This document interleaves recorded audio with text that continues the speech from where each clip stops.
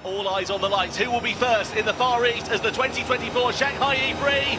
It's lights out and we're underway. Good start for Jake Hughes, not bad also from Stoffel Vandoorne off the front row. Keep an eye out for Da Costa trying to challenge as we head three wide down towards the first corner. Vandoorne on the inside, Hughes slots into second. Da Costa does indeed slot into third place. Nick de Vries coming under pressure here from Norman Nato as we go sweeping through the first corner. Side-by-side action there with Nato versus de Vries as he tries to go the outside, then switches back to the inside as he challenges for fourth place in this race and does manage to get the better of him. But a textbook start there for Stoffel Vandoorne here, Billy. He leads down towards turn 5 and 6. And it's going to be pretty nose to tail for the first sort of two-thirds, I reckon, of this lap. But as we said, one lap fewer in terms of the race duration. There goes Da Costa on the inside of Hughes for second at turn 10. Yeah, Da Costa seems confident today. He's got a car underneath him that he can really push on with. I think he's going to be there trying to get the slipstream off of Stoffel Vandoorne there.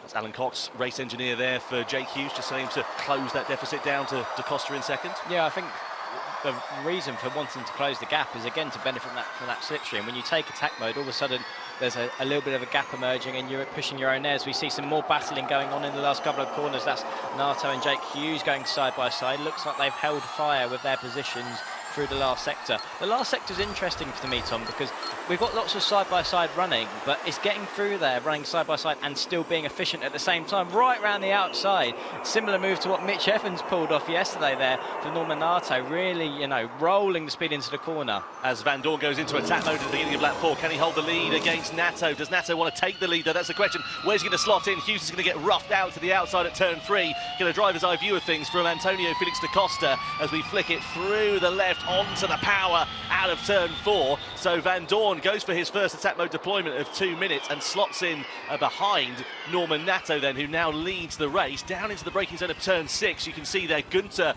and Verne. Oh, it shows how much quicker the pace of the race seems to be today. Yeah, one lap fewer, but it's certainly challenging things. Here we go then with Da Costa looking on the outside of Vandoorne for second. Can he get through? Yes, he can. Around the outside for Da Costa, and you've got side-by-side action with Verne and Günther for 7th place as well as they come out of the final corner. So Nato it is that leads then at the beginning of the 8th lap of the race. Then it's Da Costa, then you've got Vandoorne, but not for long because Hughes is through and into 3rd position. Evans drops down into 9th place for now. So this mid-stage of the race, is he trying to do a Cassidy here possibly, James? I don't Here, the race engineer for Nick Cassidy sitting in 4th place. We heard him gesticulating on the team radio earlier. You can see they're lifting and coasting here on this start-finish straight. Nato's going to relinquish the lead. He needs to recover a bit of energy as you've got Cassidy versus Vandoorne for position as we go down the start-finish straight and into turn 1.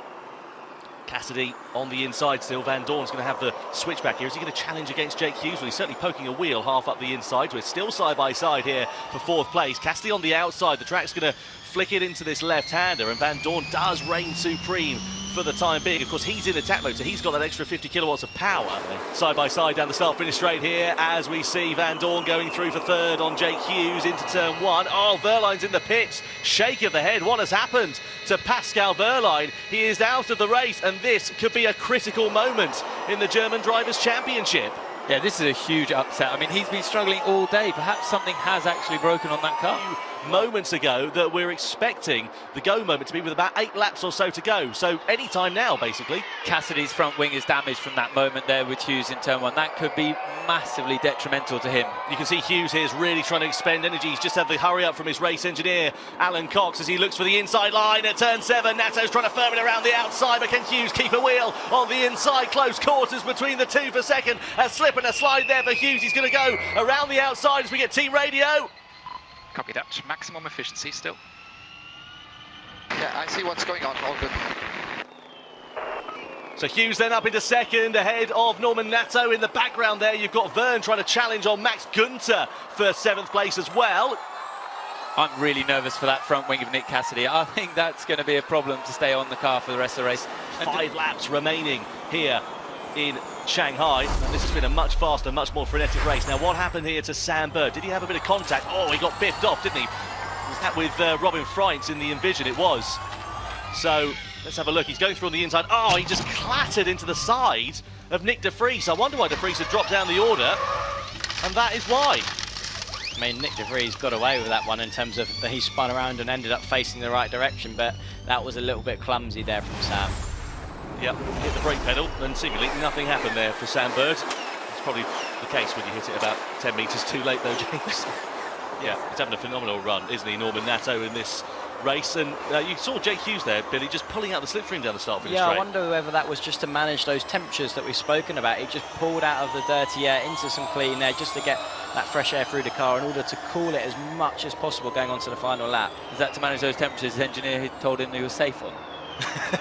He's obviously just very wanting to get that podium. He doesn't want anything to stand in the way of it. Well, it's still very much up for grabs here between Da Costa and Hughes. Just one mistake could cost Da Costa victory here, and Hughes knows that. They're down to the last 1% remaining of energy, but unless Da Costa fluffs his lines, it's going to come the way. But there is a bit of lap traffic in front as well that could potentially come into the fore here with Da Costa versus Hughes, so it's not over yet for victory as we head into the final sequence of corners. I think they're just going to be okay as Da Costa heads down into the braking zone of turn 10. Hughes sitting in second and Norman Nato in third. What a fantastic, commanding, controlled drive from Antonio Felix da Costa. He comes around the final corner to take victory here in Shanghai. It's Da Costa's second win of the season. Jake Hughes takes his first ever podium in Formula E, and Norman Nato coming over the line in third place as well for a podium finish here. His last was at Rome in 23. You won, baby! And let's have a chat with those who've Felix da Costa, thrived. You cannot keep a good man down. You've done it again. Your back's against the wall and you come out firing. I love it. I love to come back swinging after some tough times. Or, yeah, yesterday sucked really how we lost those points at the end. But yeah, super happy to be able to perform like this today. The car was in such a good window. But yeah, there's a lot of management going on out there. You know, with the energy first and then with the temperatures after that. It's super hot today. And yeah, super happy with this. Great to have an Andretti car here on the Porsche powertrain as well on the podium. It shows that, you know, we're still the brand to beat. But yeah, super happy. What happens to you mentally when disaster happens? How do you reset and go again? There's a lot of things. Obviously, I think having the right people around you is #1 priority. And man, when the times get tough, the tough get going, you know. So that's really how I look at it. Everybody goes through tough times, and you know, luckily for me, my tough times are when a racing car is not performing well or whatever. So you need to put everything in perspective, and I'm still such a lucky guy to call this my job. But yeah, today will be about celebrating on the flight at midnight back home. But yeah, good to have a couple of weeks off now before Portland, and yeah, let's hope that we can keep this going until the end now. So Felix da Costa taking it ahead of Jake Hughes, Norman Nato, Nick Cassidy and Mitch Evans losing out. Van Dorn, Eric Verne with a problem with his front wing. Gunther Freins and Ollie Rowland rounding out your top 10. That's where the